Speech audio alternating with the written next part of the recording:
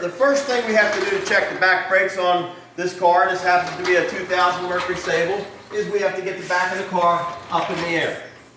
I should use a drop light for this, but I'm not right now because I've done this before.